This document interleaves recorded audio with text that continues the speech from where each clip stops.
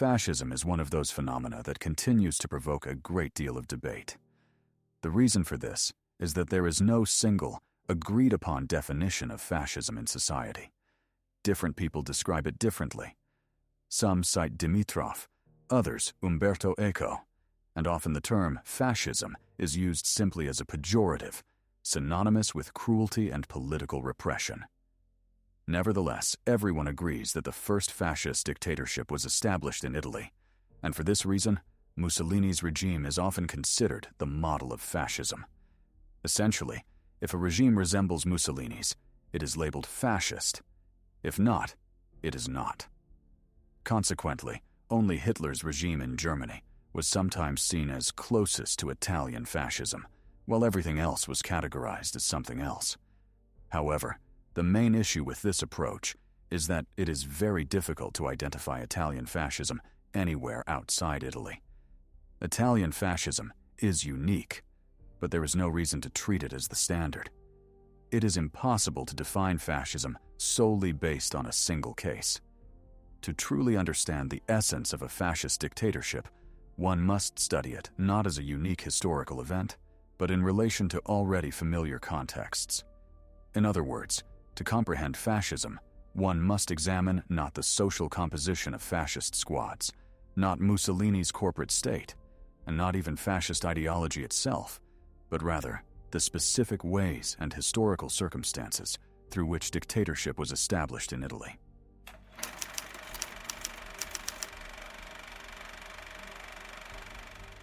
The Industrial Revolution in the first half of the 19th century marked the definitive triumph of capitalism over feudalism.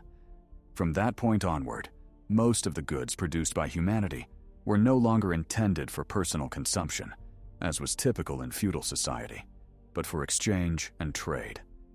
In other words, industrialization allowed market relations to prevail over subsistence economies.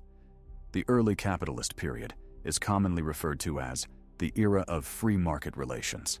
Anyone was free to buy, produce, and sell as they wished, and only the free market determined the strongest. The economic pursuit of free market relations corresponded with a similar desire for freedom and democracy at the time. It is no coincidence that the liberal ideals of that era reflected the development of market relations. Liberals observed that the old feudal society hindered the progress of capitalism, and thus called for the liberation of progress from the remnants of the past. The slogan of liberals at the time was, "State, do not interfere." The early capitalist period was mainly associated with light industry and the production of consumer goods. Competition at this stage drove the constant lowering of prices, which depended on labor productivity, itself determined by the scale of production. In short, the more one produced, the lower the cost per unit. Consequently, every entrepreneur sought to expand production volumes and concentrate as much capital as possible in their hands. However, a truly qualitative leap occurred only when the development of capitalism encountered objective limitations, such as the length of the working day, which could not be extended indefinitely, or the remnants of feudal barriers that could not be removed easily. As a result, in the second half of the 19th century, capitalism entered a new phase, characterized by increased labor intensity, production rationalization, and the introduction of new technologies. This led to the emergence of heavy industries, such as metallurgy, mechanical engineering, and machine tool construction, the production of means of production. Naturally, the expansion of production required ever larger investments, which fewer and fewer entrepreneurs could afford. This gave rise to joint stock companies and the development of the credit system, combining many small and medium capitals into a few large ones. Thus, the further development of capitalism followed the path of unifying scattered capital. The scale of production, technological superiority, and financial power of large companies allowed them to displace most competitors. In sectors dominated by large conglomerates, starting from scratch and defeating them became impossible. The market had already been divided. From this, it is evident that capitalist production, by its very development, leads to capital concentration and the emergence of monopolies. A free market produces monopolies, companies, or groups of companies that seek to control the market and eliminate all competition. Eliminating competition means removing the mutual downward pressure on market prices, establishing the maximum price per unit that the monopoly needs to prevent price drops. Monopolies coordinate on supply conditions, production volumes, and prices, of course. Monopolies generally take two forms: a cartel, which is a direct agreement among several formally independent enterprises to divide the market and suppress external competitors, and a trust, which is one extremely large company that does not need agreements with others because it already holds a dominant market position. From the second half of the 19th century, free market competition gradually gave way to monopoly competition, first in heavy industry, where market competition was least intense, and then in light industry. For instance, in 1893, Germany saw the creation of the Rhenish-Westphalian Coal Syndicate, controlling coal in the region. By the end of the 19th century, Germany had over 300 cartels. A well-known example of a trust is the Standard Oil Kerosene Trust in the United States, founded in 1899. Its owner, John D. Rockefeller, became the world's first dollar billionaire. Monopolies operate on strict internal rules. If a participant violates them, appropriate measures are applied. For example, the Rhenish-Westphalian Cement Syndicate fined the Meteor Factory in 1911 a total of 90,000 marks, 50,000 of which were for violating a cartel agreement regarding deliveries to the Cologne State Railway Directorate. Such strictness ensures that if one member secretly breaks the agreement, others will not follow, preventing the monopoly from collapsing. Corporate solidarity is the foundation of monopolies. The gravest violation in their ethics is breaking solidarity. Free competition is seen as leaving the monopoly fraternity. Social contempt and economic destruction follow. Economic sanctions for such violations include depriving disobedient entrepreneurs of resources, specialists, transport, clients, credit, and so on. For instance, the North German Cement Syndicate blocked the main transport artery to defeat a competitor.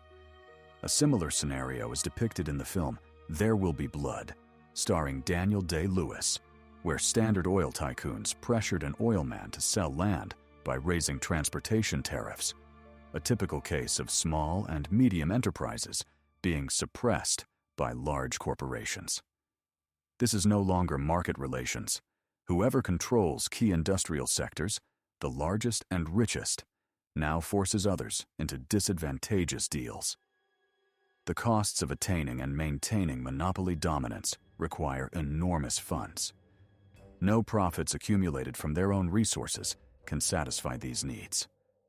Credit is essential.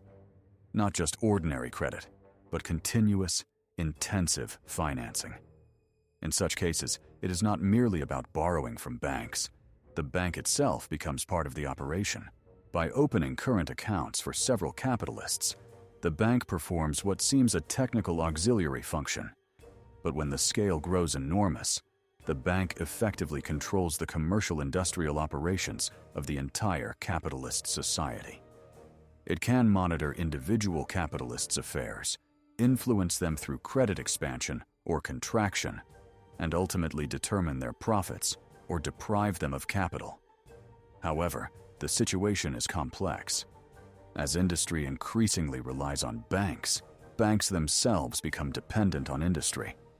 A creditor, especially concerning large sums, partially depends on their debtor. If one owes the bank £100, the problem lies with the debtor. If £1 million, the problem concerns the bank. Large investments force banks to consider the interests of their clients, avoiding lending to competing firms, and supporting industry monopolization and profit maximization.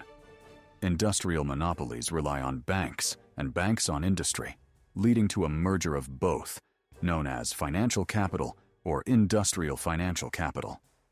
In essence, bankers supply funds and industrialists supply them. This alliance is reinforced by the exchange of shares and board positions. For example, brothers Paio and Mario Perroni, were directors of the largest Italian metallurgical conglomerate, Ansaldo, and simultaneously led the country's largest bank, Italiana di Sconto. Industrial capital intertwines multiple economic sectors into a single network. Where once independent companies existed, enormous monopolistic associations now operate, covering industrial, commercial, media, and transport sectors. For instance, advertisements for Japan's industrial financial conglomerate Tsui highlighted its integrated control. Traveling on a Tsui steamship, arriving at a Tsui-equipped port, using a Tsui tram to a Tsui-built hotel, reading Tsui-published books, and drinking Tsui-supplied tea. Such corporate economic power is complemented by political and military authority. Bankers and industrialists become ministers. Ministers, bankers, and industrialists. Retired generals and admirals join weapons company boards or hold top positions in private military patriotic organizations. These economic changes prompted shifts in state policy. Liberal ideology aimed to dismantle feudal orders. The struggle for economic freedom naturally led to the fight for freedom from state interference. However, the rise of monopolies gradually altered this situation. Monopolies seek to set maximum prices for their goods. Yet such high prices attract foreign competitors, which, if allowed, reintroduce competition and threaten local monopolies. Two solutions emerge: expand exports through dumping and colonial conquest, both requiring state support, or expand capital exports through credit, overseas construction, and investment. Capital export effectively introduces capitalist methods into other countries.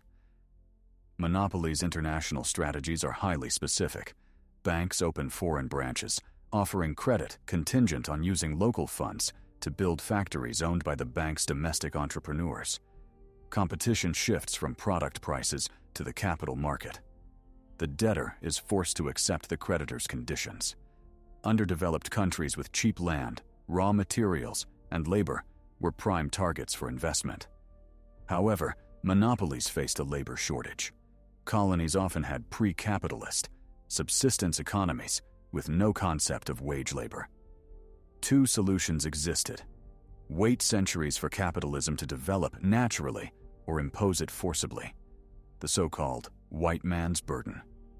Methods of coercion varied, but primarily involved land and livestock seizure, as with Australian and South African Bushmen, Native Americans, and colonial Africans. Violence, disease, and exploitation were justified as civilizing measures, and indigenous populations were often replaced or subjugated to serve as laborers. Forced labor systems were established, for example, slavery in the United States and West Indies, or corvée labor in Natal and British Guiana. Thus, whenever capital encounters social relations hindering its growth, it relies on state violence rather than waiting centuries. Historical examples include England's enclosure period and 19th century colonialism in Africa, Asia, and Latin America, notably Belgian Congo. Industrial financial capital resurrected brutal methods of coercion, cruelty, and slavery, importing these practices and racist ideologies back home. Racism long predated Nazism, serving to justify the subjugation of weaker peoples by stronger, better armed ones. In the early 20th century, these beliefs were openly expressed. The British, for instance, claimed a moral duty to civilize the world. French chauvinists and German colonialists held similar views regarding their nation's capacities. Economically, colonial trade initially involved exchanging goods between developed and underdeveloped regions, leaving political structures intact. Capital export and the spread of capitalist relations transformed this, investing millions abroad in land, railways, ports, and mines exposed entrepreneurs to higher risks and necessitated subjugating both local populations and governments. Just as liberalism had dismantled feudal states, industrial capitalism disrupted traditional social relations, integrating even remote countries into the global capitalist system. Capitalism provided subjugated peoples with the means to pursue liberation, echoing European nationalist goals of independence. Yet national liberation threatened corporate profits, making military power and state authority essential to secure colonies and maximize monopolistic profits. Imperialism, although existing before capitalism, acquired a new form through international investment. The hallmark of this new stage was the dominance of international industrial financial corporations, reinforced by control of land, raw materials, and trade routes. This control served both domestic needs and the suppression of competitors. The more developed global industry became, the fiercer the scramble for raw materials, fueling colonial conflicts and international rivalry. Small states were arenas for foreign capital competition, where political decisions, such as weapons sales to Serbia, directly influenced economic outcomes. State power thus became the primary tool for financial capital to dominate, combining political, commercial, and military instruments to secure competitive advantages. This shift replaced liberal ideals with an ideology serving industrial financial capital. While liberalism valued economic freedom, democracy, and minimal state interference, large businesses now required state support to maintain dominance. Financial capital sought control rather than freedom, rejecting individual capitalist autonomy, opposing competitive anarchy, and aiming to organize competition at a higher level. This required a politically strong state, able to secure domestic markets and facilitate foreign expansion, disregarding foreign interests when necessary. Consequently, liberal democracy gave way to authoritarian methods as rulers consolidated executive power and curtailed legislative influence. Parliamentary debate became impractical. National unity behind the executive was emphasized. The rise of industrial financial capital suppressed democracy, emphasizing authoritarian governance. Kaiser Wilhelm II noted in 1899 that tasks once requiring centuries could now be achieved in months, but only if the nation abandoned partisan disputes and united behind the ruler. Workers' unions faced similar monopolistic pressures as entrepreneurs, seeking to organize and monopolize labor. Unions succeed by controlling the labor market, but unlike capitalists, they cannot manage population or migration. Class struggle escalated from individual enterprises to entire industries, with the most organized sectors of employers opposing organized labor. Entrepreneurs endured conflicts longer than unions, aiming to secure lasting submission and eliminate future threats. As capitalist enterprises consolidated, employer organizations gained strength, fully excluding competition in their industries, increasing the risk of bankruptcy for smaller firms. Industrial unions assumed a leading role in defending entrepreneurs' interests against labor. The development of unions and employer associations widened the scope of labor capital conflicts, making them socially and politically significant. Class struggle now encompassed entire sectors, threatening overall production if conflicts escalated. Consequently, social reforms and labor demands became intertwined with political power, leading ultimately to the rise of socialist movements and revolutionary activity. The emergence of imperialism and industrial financial capital thus reshaped internal and external policies, subordinating social reforms to the imperatives of global competition, military expansion, and monopoly profits. Social programs, education, healthcare, and labor protections were secondary to the needs of finance and state-driven imperialism. Class struggle transitioned from economic to political, culminating in revolutionary pressures that would challenge the capitalist system itself, ultimately reaching its apex in socialist revolutionary movements.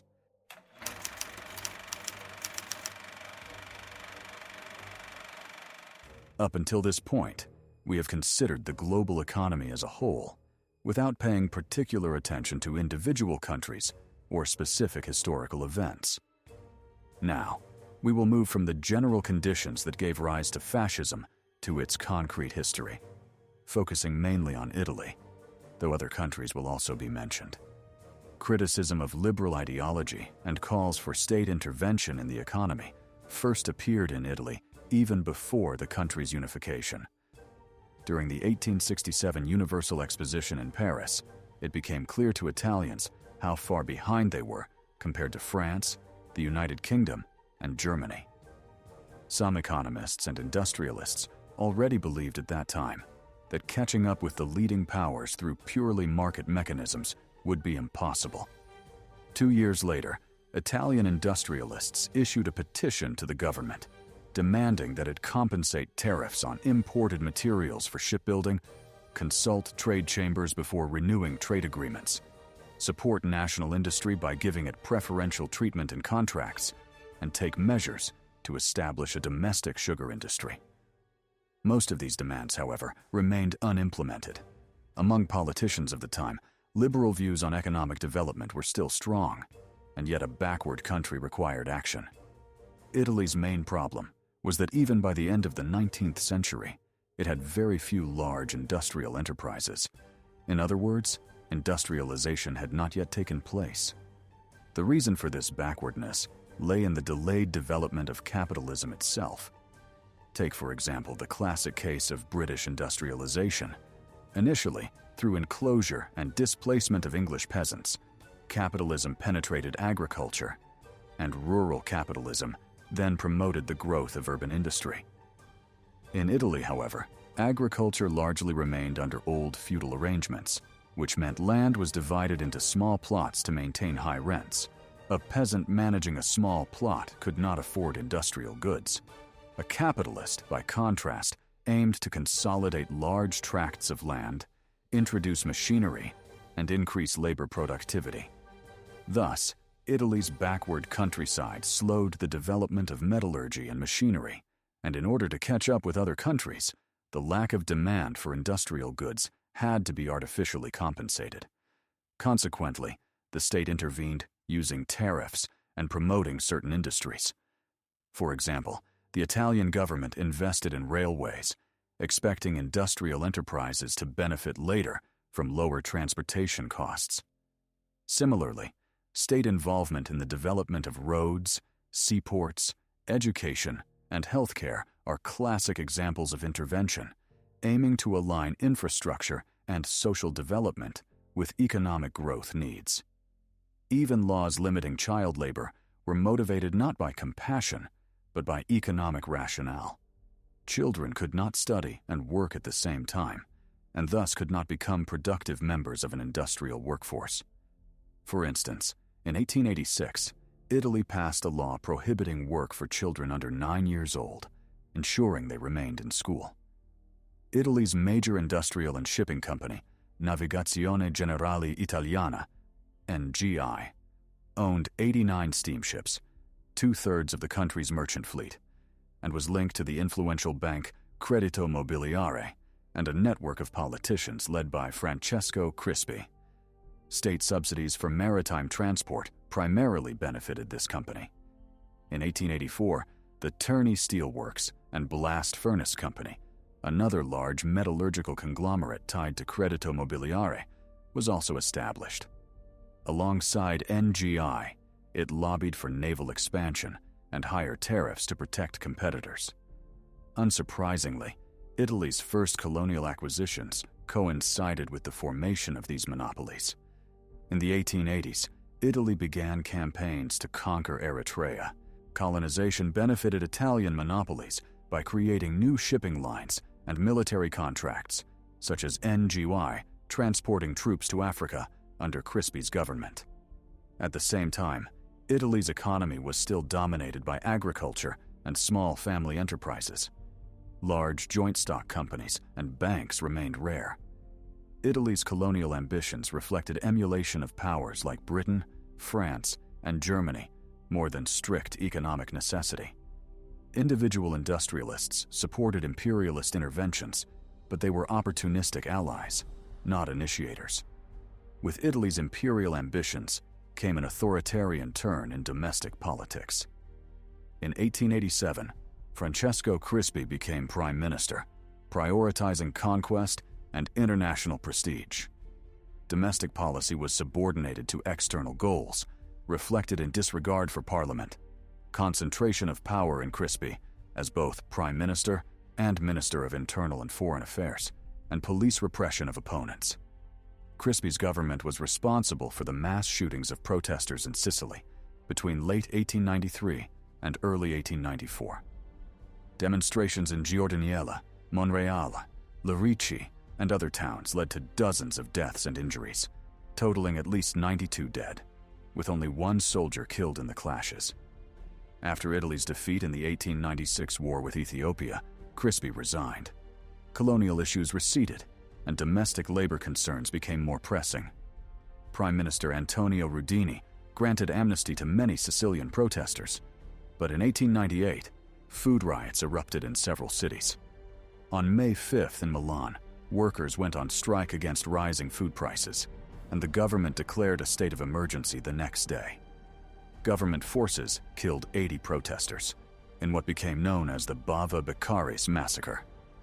In retaliation for these brutal reprisals, anarchist Gaetano Bresci assassinated King Umberto I in 1900. Meanwhile, in 1892, the Italian Socialist Party was founded. Its platform called for universal suffrage, payment for deputies, freedom of the press, a citizen militia, and legal equality for both genders. While not revolutionary, the program opposed the government's foreign policy and focused on domestic politics, social legislation, and democratization. In the 1895 parliamentary elections, the Socialists won 15 seats, bringing class conflict to the forefront of national politics. Giovanni Giolitti and his allies proposed compromise with the working class. Giolitti, a liberal, believed that violence should not govern the state and sought to address social grievances through negotiation. He advocated for workers' rights to organize, considering them legitimate representatives of labor interests. This policy shifted the approach from coercion to negotiation, creating splits in the socialist movement between reformists and revolutionaries. Giolitti's strategy largely succeeded. Industrialization and economic growth in the late 19th century saw the rise of prominent Italian brands like Fiat, Ansaldo, Ilva, Lancia, Alfa Romeo, Edison, and Montecatini, as well as strengthening of the banking sector with institutions such as the Bank of Italy, Banca Commerciale Italiana, and Banca Italiana di Sconto. However, Giolitti's liberalism had limits. He refrained from interfering in labor-capital relations, but tariffs, subsidies, and policies affecting Southern peasants remained authoritarian. Liberal reform applied primarily to the industrialized North. The South remained semi-feudal. Historian Gaetano Alvimini wrote that Giolitti viewed the South as a conquered land, subjected to crude exploitation. Industrialization largely bypassed the South, creating internal colonial conditions, worsening social, economic, and political disparities, and limiting domestic markets for northern goods. Solutions could include forced land redistribution to promote capitalist agriculture, consolidation of industrial enterprises to boost productivity and exports, or increased state military-industrial orders and renewed colonial ventures. The first was politically unrealistic. The second and third were pursued. Industrial cartels controlled large shares of steel production, and Italy engaged in the Italo-Turkish War, 1911, and entered World War I, 1915, to advance industrial interests. By the early 20th century, monopolies gained significant economic and political power, influencing exports, foreign investments, and state policy. These changes reshaped Italian national ideology. 19th century nationalism focused inward, unifying fragmented kingdoms into a capitalist state, while 20th century nationalism looked outward, emphasizing conquest and national superiority, portraying international relations as perpetual struggle. Italy's nationalist program was articulated in 1908 by writer Enrico Corradini in Principles of Nationalism, emphasizing continuous international struggle to secure Italy's economic and moral standing. In 1910, Corradini and Giovanni Papini founded the Italian Nationalist Association, supported by the industrial conglomerate Ansaldo and Banca Italiana di Sconto. Nationalist writers and futurists like Gabriele D'Annunzio and Filippo Marinetti glorified violence, militarism, and imperialism while criticizing democracy and socialism.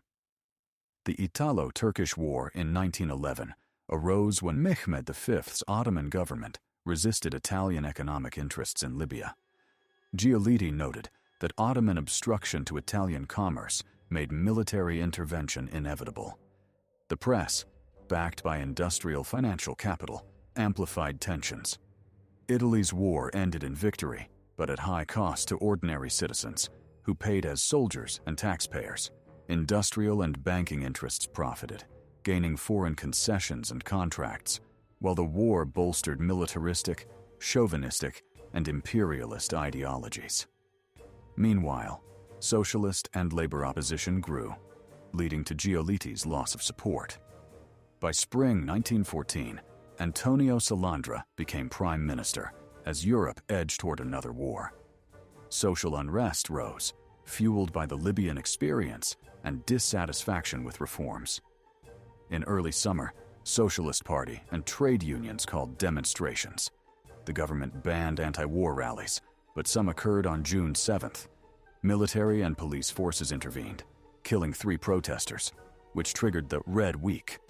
A general strike began on June 9th, paralyzing the economy in Rome, Florence, Milan, and other cities. Protests escalated to armed clashes and warehouse seizures. Government forces were deployed, but large-scale combat did not occur. Socialist leaders quickly ended the strike. Within 4 days, remaining unrest was suppressed. Overall, 17 people were killed, and several thousand injured during pre-World War I protests.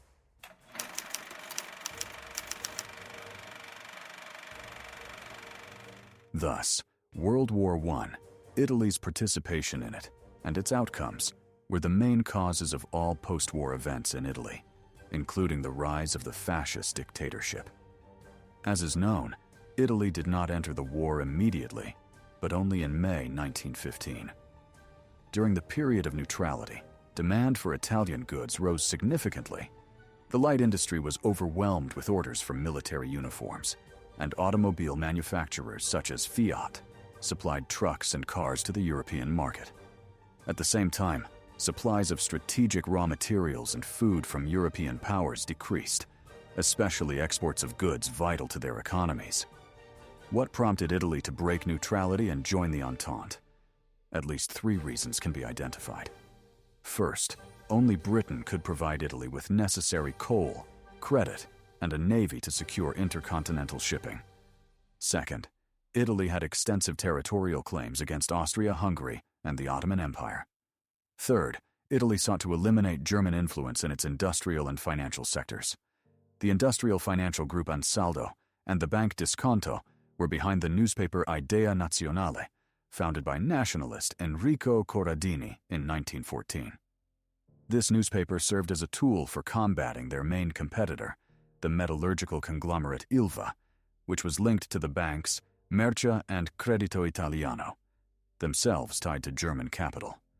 Under the guise of nationalist and patriotic propaganda, Ansaldo and Disconto promoted their commercial interests, directing a variety of accusations at Banca Commerciale Italiana and Credito Italiano, claiming they defended German interests in shipping, electrical equipment procurement, and machinery supplies for the textile industry, as well as advancing German influence in the Middle East and the Balkans.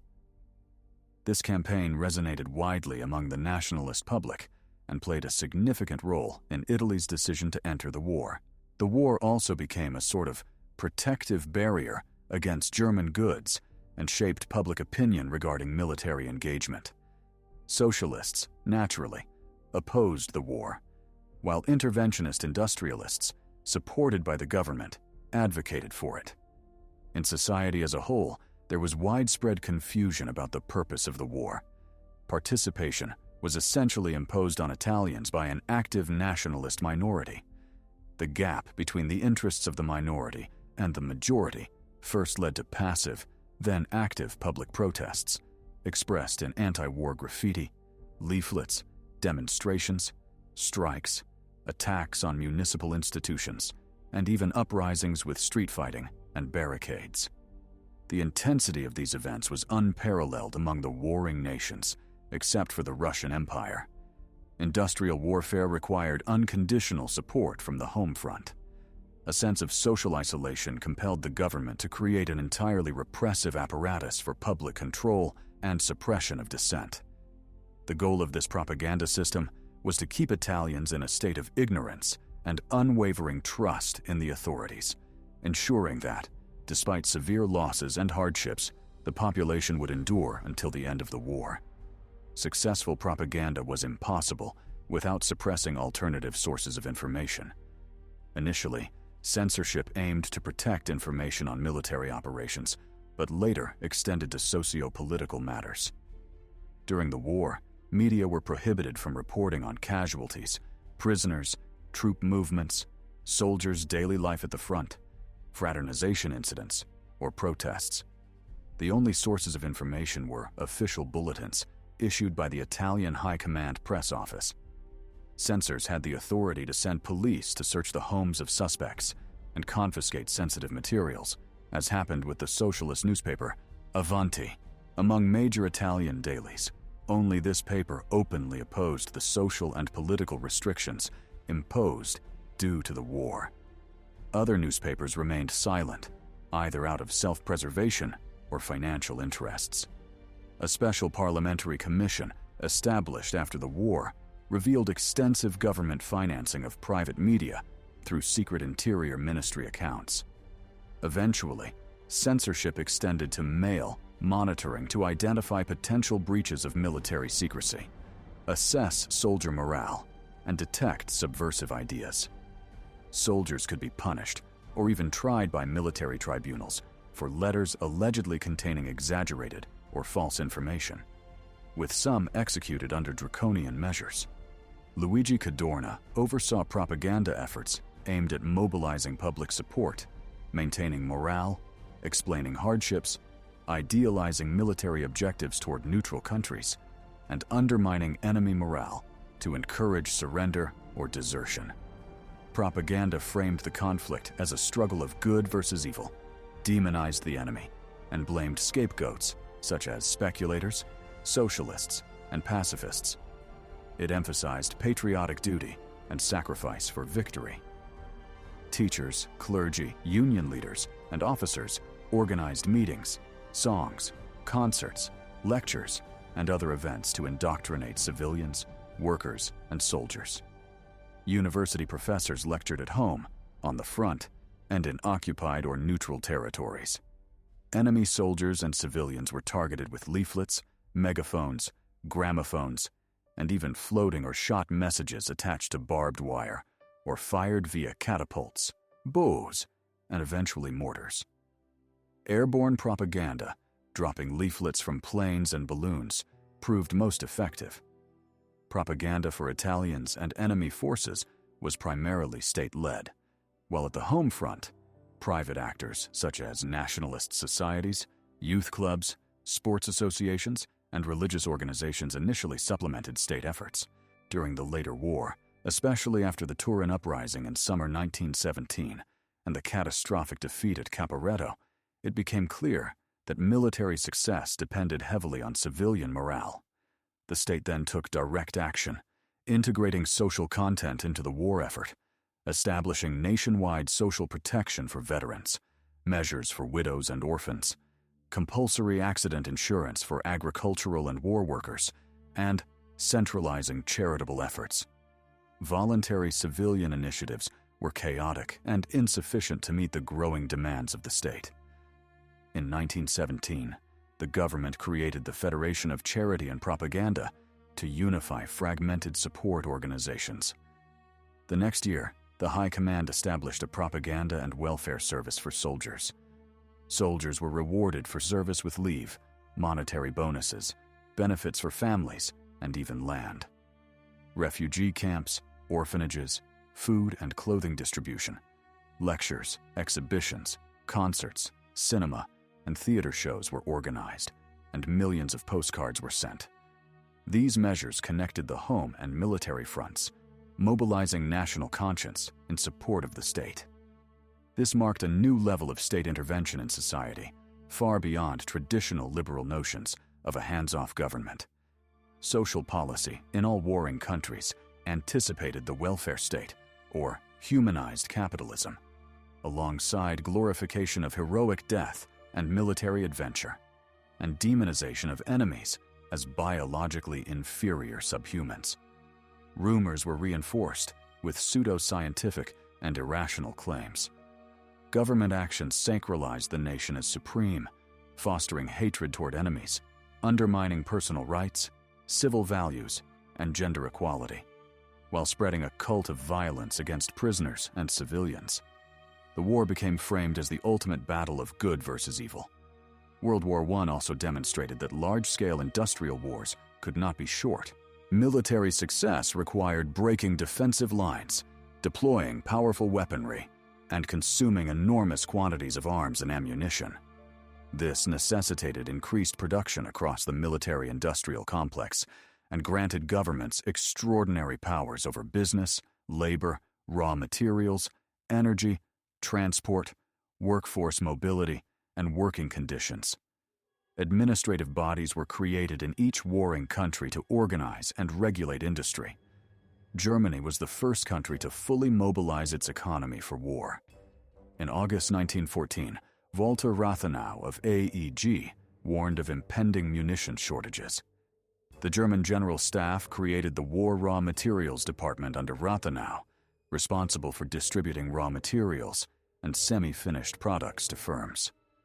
25 raw material corporations were established, each managing a specific product, functioning as trade cartels. Though registered as private joint stock companies, they operated under strict state control. By the end of the war, about 200 such corporations existed. This system fostered collaboration between the state and private companies. The state controlled operations, while industrial experts provided guidance. These bodies also mediated labor-capital relations, subsidized new factories, regulated investments, and closed inefficient small firms. This model foreshadowed the corporatist states of Fascist Italy and Germany and broader post-war economic regulation, including Roosevelt's New Deal in the U.S., Keynesian policies in Britain, and planned economy in the Soviet Union. In Italy, the Industrial Mobilization Institute was established in summer 1915 to direct all work needed to increase industrial capacity. Firms could be declared auxiliary, and all employees, including women and children, were subject to militarized regulation. By war's end, 1,976 firms were designated auxiliary, including Fiat and Ansaldo, whose workforce and production expanded exponentially. Automobile turnover rose from 32 million lire in 1913 to 160 million in 1918. A virtually non-existent pre-war industry, aviation, emerged. The state, as wartime entrepreneur, became the central driver of the economy, stimulating most industrial sectors, employing millions, controlling trade, and consuming vast resources. Trade unions were squeezed between state and business interests, losing the ability to negotiate wages, conditions, or discipline. Strikes were forbidden. The longer the war lasted, the more factories became militarized. In 1916, absence from work was considered desertion. Transfers were banned, fines increased, and termination prohibited. Workers faced tribunals or frontline deployment. Laborers endured exhaustion, long hours, and intensive rhythms, leading to rising injuries. In 1917, 1 in 3 metallurgical workers was injured. Absenteeism escalated, threatening industrial output, prompting the creation of sanitary services and mandatory accident insurance. Wages remained fixed at pre-war levels, forcing workers to work overtime to meet food price increases. Shortages of food and fuel, cramped housing, long queues, and exhausting commutes exacerbated hardships. Mortality rose from tuberculosis and pneumonia, along with child mortality. War of attrition led to early mass unrest. By 1916, most strikes were due to low wages and food shortages. Exhaustion peaked in late summer 1917. On August 22nd, Turin experienced a general strike of up to 80,000 workers, demanding immediate war cessation and social reforms. Authorities declared martial law, deployed troops, and over a week, dozens were killed, hundreds wounded, and thousands arrested. Some wage adjustments were made, but the strike revealed Italians' extreme war fatigue.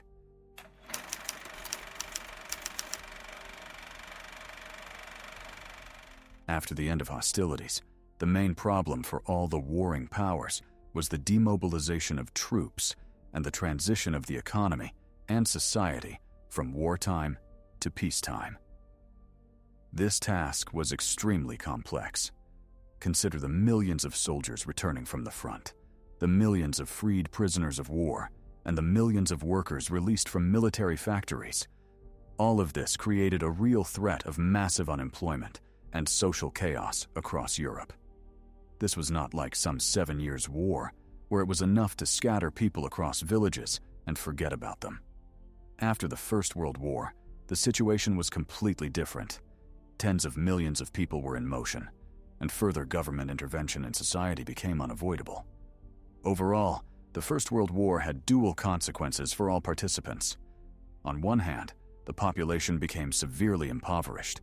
On the other, many heavy industry enterprises built during the war immediately lost their orders after it ended. On one hand, there was a demand for increased consumption, and on the other, a demand to maintain the profitability of new enterprises. These two factors were mutually exclusive, creating serious social tension. However, the war profoundly changed people's psychology.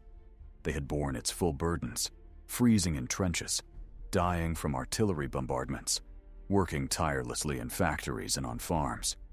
They had served their country well, and now the country was expected to take care of them. It was very difficult to deny such people, deceive them with empty promises, or intimidate them with police repression. They themselves could stand up to anyone. In general, after the war, the population very persistently demanded economic support from their governments. Consequently, issues of social justice, welfare, and social legislation became central for all post-war governments. Most reforms in these areas were implemented in 1919 to 1920. Beyond the labor market, state regulation extended to healthcare, the education system, family and demographic policy, as well as housing and sanitation issues. By the end of the war, Germany had more than 1.5 million disabled people and almost 2 million widows and orphans. France had a similar number of disabled individuals. In the United Kingdom and Italy, over 1 million people had died. Similar situations occurred in Austria, Hungary, Romania, and Poland. According to the International Labor Organization, in 1923, there were about 7 million war-disabled people worldwide. It is therefore unsurprising that medical services for the disabled became the starting point for modernizing healthcare systems. Access to services such as surgical and orthopedic care, physical rehabilitation, and therapy for physical or mental illnesses was facilitated, and many services became free of charge. Moreover, pre-war medical care was fragmented, with separate state or private hospitals, but no unified healthcare system.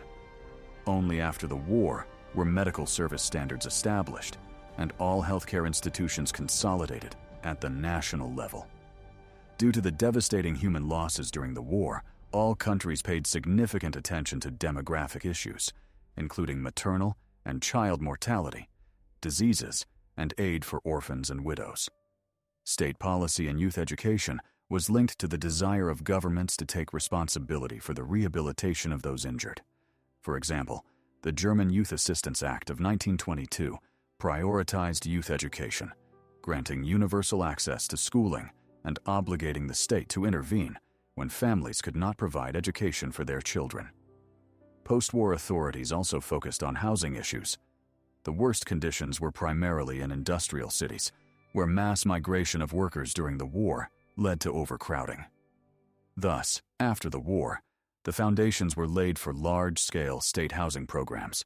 The implementation of nationwide social support systems was an important step toward improving the image of capitalist states in the eyes of the public.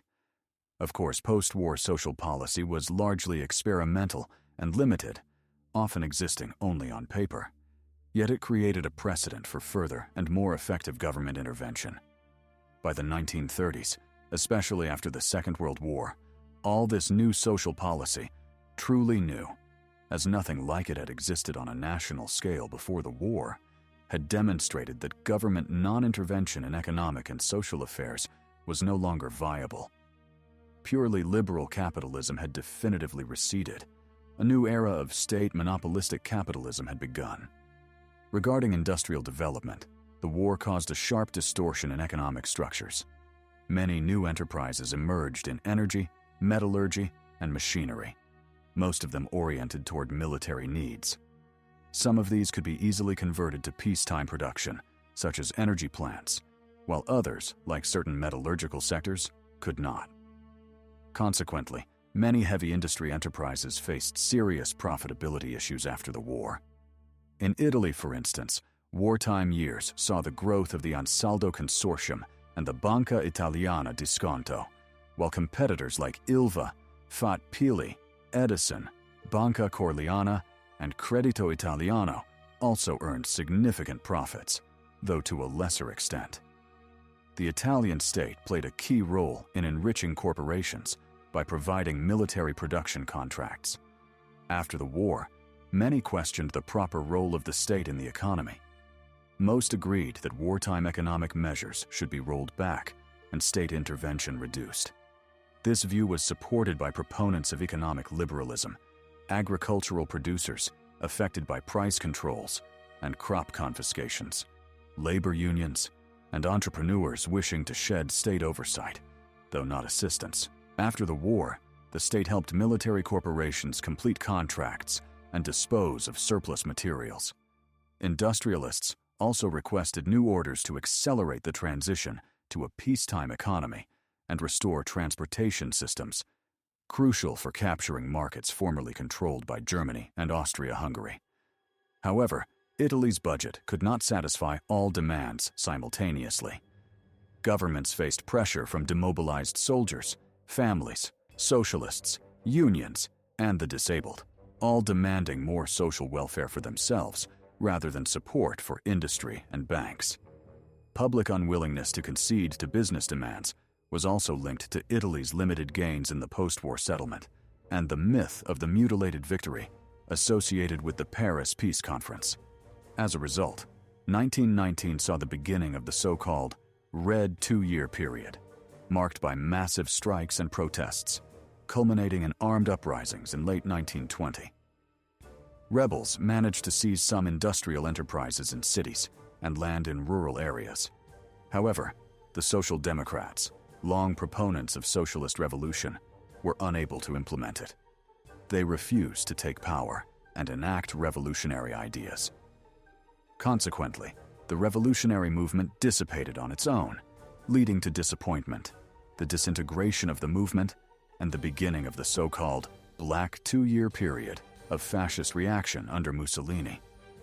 One of the main causes of these social upheavals was the sharp reduction in financial assistance from the Allies. During the war, Italy had accumulated a catastrophic budget deficit and relied on loans from the US and the UK. After the armistice, these loans ceased, creating a huge fiscal gap threatening uncontrolled inflation and financial chaos. The country also lost a key source of foreign currency needed to purchase strategic raw materials, grain, coal, and cotton abroad, risking famine and production stoppages. The Italian government tried to compensate by borrowing on private international financial markets, but investors were reluctant due to political instability, justified concerns given events such as Gabriele D'Annunzio's seizure of Fiume in September 1919, defying the civilian government. In November 1919, the first post-war elections were held. Liberals suffered a heavy defeat. The Italian Socialist Party won the most seats, followed by the Italian People's Party, representing Catholic, mostly peasant, interests. However, no party achieved a parliamentary majority, creating political instability. Traditionally, coalitions of multiple parties, were formed to obtain a majority. Yet differences prevented the formation of a stable coalition between Catholics and socialists. Instead, a coalition of Catholics and liberals governed, leaving socialists in opposition. This new coalition was unstable, prone to conflicts and frequent government reshuffles, hindering effective anti-crisis policy. Thus, the war radically altered not only Italy's economic, but also political structure. As foreign loans dried up in late 1919, the Nitti government reduced state spending, including on the military and war contracts. This was insufficient. The government also needed to increase revenues, while avoiding excessive taxation of an already tense population. Instead, it considered raising taxes on wartime profiteers, but this faced unified resistance from entrepreneurs. The problem was not that new taxes reduced elite consumption, but that they could bankrupt many industrial and banking enterprises that had expanded rapidly during the war without sustainable post-war plans. The stalemate was clear. Reducing social spending risked public unrest. Taxing businesses risked breaking the coalition due to liberal opposition. Efforts to resolve the crisis through foreign loans failed, and the 1920 economic downturn worsened the situation. In May 1920, Prime Minister Nitti resigned, succeeded by Giovanni Giolitti, who, unlike his predecessor, relied not on foreign investments, but on domestic reforms. Giolitti cut social spending and simultaneously announced higher business taxes, including confiscation of wartime profits, a parliamentary commission to investigate wartime contracts, and registration of bearer securities to prevent tax evasion. These measures provoked dissatisfaction among both Catholics and coalition members, perpetuating chronic parliamentary instability until Mussolini's fascist dictatorship. Giolitti had initially aimed to gain support from social reformers, but they considered the measures too radical from a former liberal. The laws were vague, delayed, and ultimately unenforced by Giolitti's successors, while industrial and financial crises continued, leading to interventions to restructure heavy industry and stabilize banks, often at government expense. Economic, social, and political instability allowed Mussolini to exploit the situation.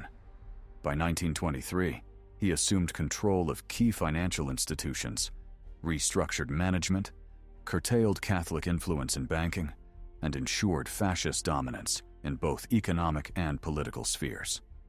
Financial reforms implemented by Alberto Di Stefani under Mussolini further strengthened the government's control, reducing local autonomy, privatizing services, and stabilizing the national banking system. Ultimately, post-war Italy illustrates how parliamentary democracy, when unable to reconcile conflicting economic and social demands, can collapse under pressure. Industrialists and banks, fearing budget deficits and uncontrolled inflation, turned to fascism for stability, even without ideological alignment, enabling Mussolini to establish dictatorship. At the same time, rural fascist squads violently suppressed socialist and Catholic opposition, further consolidating state control.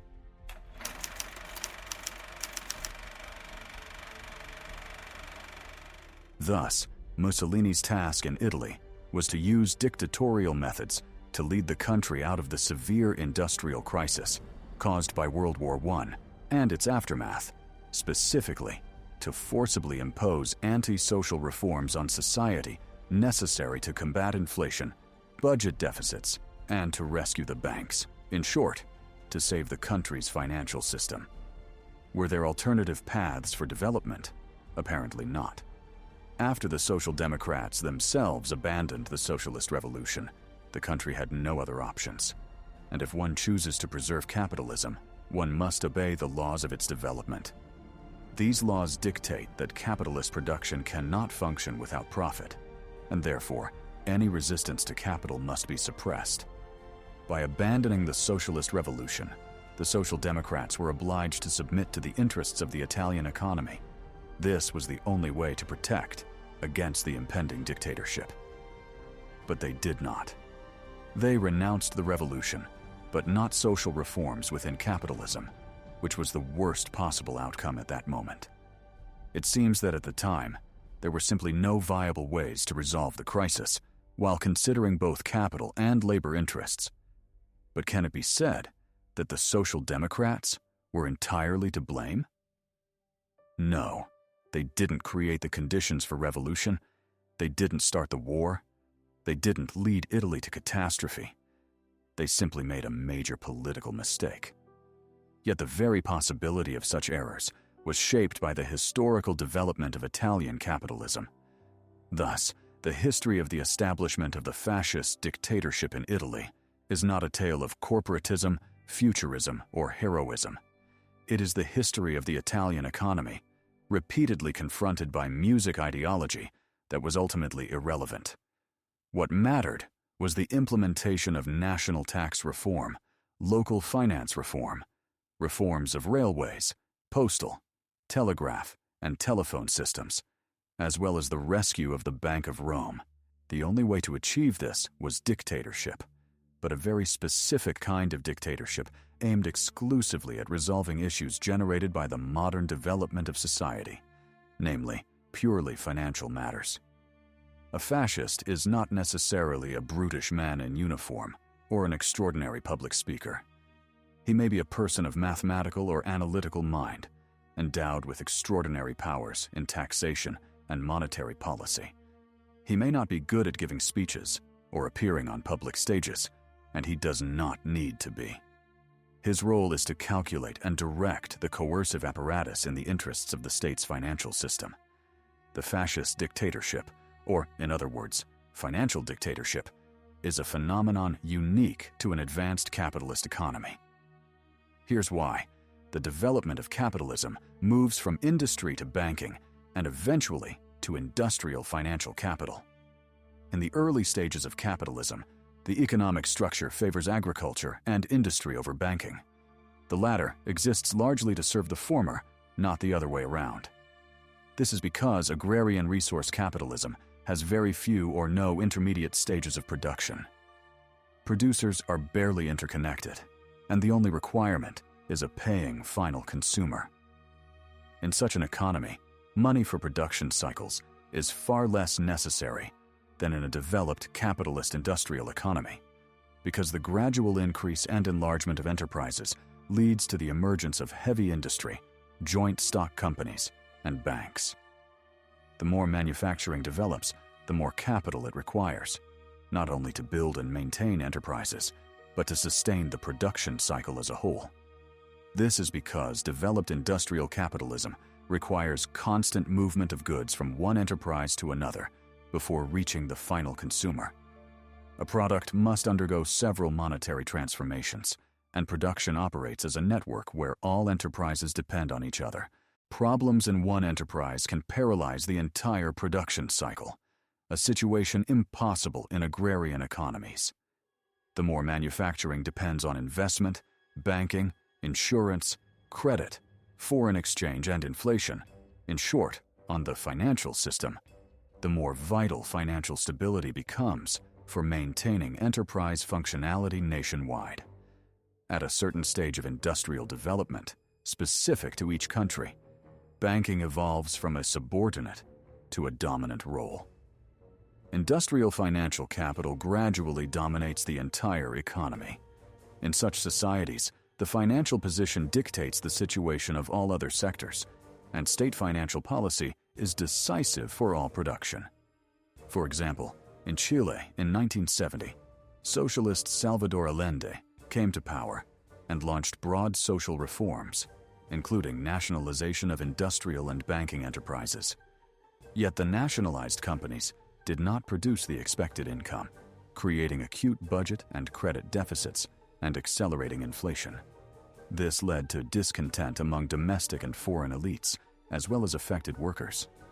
Capitalism in Chile was rescued by Pinochet's junta and the so-called Chicago Boys. Under the cover of dictatorship, this group of about 20 Chilean financiers implemented radical reforms to restore the state's financial system, necessary to revive production cycles and profitability for local and foreign corporations. Pinochet's dictatorship was fascist because it focused on resolving purely financial issues. Similarly, in Japan, Hideki Tojo may not have been a dictator in the traditional sense, but fascism does not require that. Fascism concerns dictatorial control over ministries of economy, finance, the central bank, and other institutions managing financial policy. The new economic and political structures established in Japan in the late 1930s and early 1940s were bodies with extraordinary powers in industrial policy. Japanese fascism aimed to prepare the economy for war with the United States, requiring corporate leaders to mobilize money and resources for rapid military expansion. Polish fascism, during Piłsudski's rise in 1926, faced a relatively developed manufacturing sector, but an underdeveloped banking system. This did not preclude fascism. The regime of economic stabilization was implemented for similar reasons as in Italy: chronic parliamentary disputes, budget problems, inflation, credit shortages, and a demanding working class. Poland, as a newly formed state, inherited industry dependent on constant credit and inflation from three empires. Thus, the fascist dictatorship in Poland was necessary to restore and stabilize the financial system through foreign credit, suppression of labor interests, and extraction of resources from occupied Belarusian and Ukrainian territories. In Iraq under Saddam Hussein, fascism was absent because the economy was primarily agrarian resource-based, which is less dependent on financial stability. The agrarian sector requires minimal capital investment and financial services to function. Stability depends more on global commodity prices than domestic finance. The same applies to Somoza's dictatorship in Nicaragua. Although bloody and lasting 20 years, it relied on agriculture: coffee, sugarcane, cattle, bananas, cotton, not manufacturing and banks. The challenges for such regimes were capital concentration and centralization for future industrialization, not resolving financial crises. The conventional idea that fascism equals brutal, repressive regimes is misleading. German and Japanese fascism were known for wartime atrocities, but internal violence in those states played a smaller role than in some African nations. In underdeveloped agrarian resource economies, property and its profitability depend less on managerial skill and more on coercion, whereas in industrial financial capitalism, violence is a tool for crisis resolution, not profit extraction. One need not fear expropriation of a corporation, as governance requires brains, not brute force. The atrocities of fascists during World War II were largely a function of the industrial and logistical capacity of developed states. Gas production, concentration camp networks, mass prisoner movement, rather than fascist ideology alone. Finally, why did fascist dictatorships not emerge in all developed countries? And why did they eventually recede where they did? Unlimited power for industrial financial corporations undermines capitalism itself. Concentrated monopolies can bypass market exchange entirely, threatening the tax base. A capitalist state must preserve at least minimal market competition to ensure tax collection. It must also support small and medium enterprises, which maintain flexibility and provide new taxable markets. Therefore, capitalist states face contradictions. They seek concentration and monopoly for economic efficiency, but must prevent absolute monopoly to maintain market exchange, tax revenue, and social order. Fascism, as part of capitalism, cannot surpass it, and is thus a transient phenomenon. The question of whether fascist dictatorship could return depends on the government's ability to manipulate society and the financial system. Modern economic regulation skills make a repeat of post-WWI crises unlikely. Governments today can manipulate public consciousness and stabilize finance even in severe crises. Yet this does not make dictatorship impossible. It could emerge under conditions similar to the past. Moreover, alongside industrial corporations, new IT companies now act globally. The IT sector adds unique social challenges: data control, surplus, and falsification, potentially creating a totalitarian digital environment, arguably more realistic today than Mussolini's corporate state.